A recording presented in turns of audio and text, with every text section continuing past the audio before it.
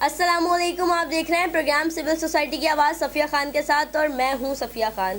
कराची में आए रोज़ जो हादसात हो रहे हैं, इमारतें गिर रही हैं और आगे भी इमारतें गिरने के इम्कानात आ रहे हैं। गोली मार रिजविया में हादसे के बाद बाकी जो इमारतें खस्ता हाल है उनकी भी वीडियोस जो है वो सोशल मीडिया पर आना शुरू हो गई हैं। इसी हवाले से आज हमारे मौजूद मेहमान हैं Mohammad Saeed Rajput, society for human rights and environment protection के नौ मुंतखब सदर। जी सईद साहब, पहले तो एनजीओ का तारुफ कराएगा और उसके बाद ये बताएगा कि आप जो है एनवायरनमेंट पर किस तरह काम कर रहे हैं। जी सफ़िया, आपका बहुत बहुत शुक्रिया, आपने अहम मौजू पर मुझे बुलाया। मैं आपका भी शुक्रिया अदा करता हूँ और सारा मीडिया कॉरपोरेशन प्राइवेट लिमिटेड का भी शुक्रिया अदा करता हूँ।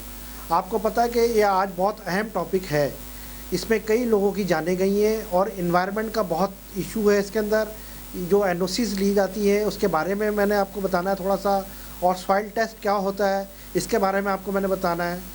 तो ये प्रोग्राम बहुत ही अहम प्रोग्राम है क्योंकि काफ़ी लोगों की इसमें जाने जा चुकी है।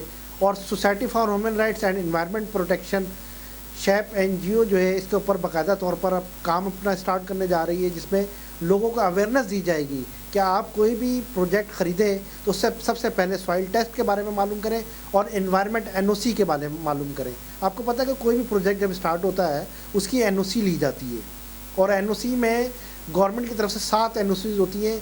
उसमें सबसे अहम चीज़ एनओसी जो एनवायरनमेंट की है वो एनओसी भी होना ज़रूरी है।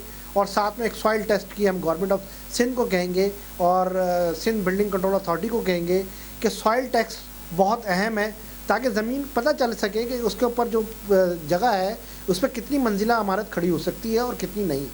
और जो आप बिला वजह पैसे दे के जो है लोग जो है वो 40-40 फीट के मकानों के ऊपर गज प्लाटों के ऊपर 11-11 मंजिलें खड़ी कर रहे हैं, ये कौम के साथ और आवाम के साथ एक धोखा भी कर रहे हैं, उनकी ज़िंदगी के साथ भी खेल रहे हैं।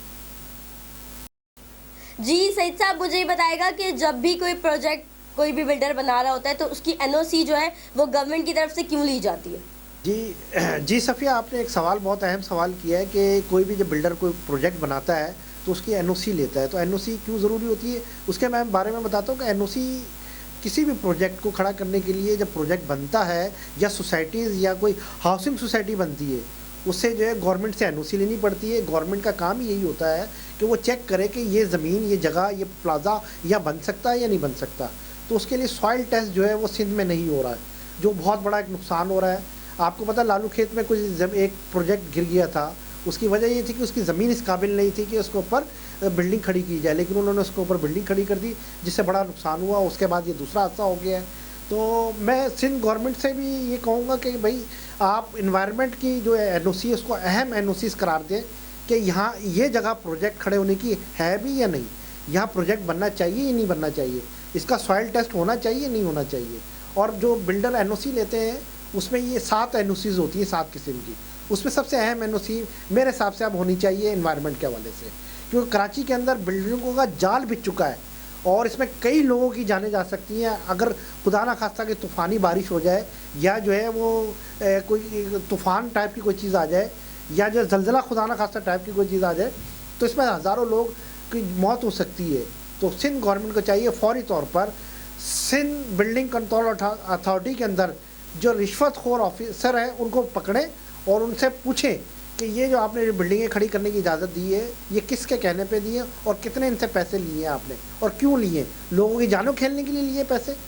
यानी इसके ऊपर बहुत अहम टॉपिक है। और आज इन्वायरमेंट, अब मैं थोड़ा सा बताऊं कि इन्वायरमेंट जो है वो पूरी दुनिया में सबसे पहले देखा जाता है कि ये जगह जो है इस काबिल है या नहीं है, लेकिन हमें अफसोस है कि पाकिस्तान के अंदर सिर्फ पैसे के ऊपर आप जो चाहे काम कर लें।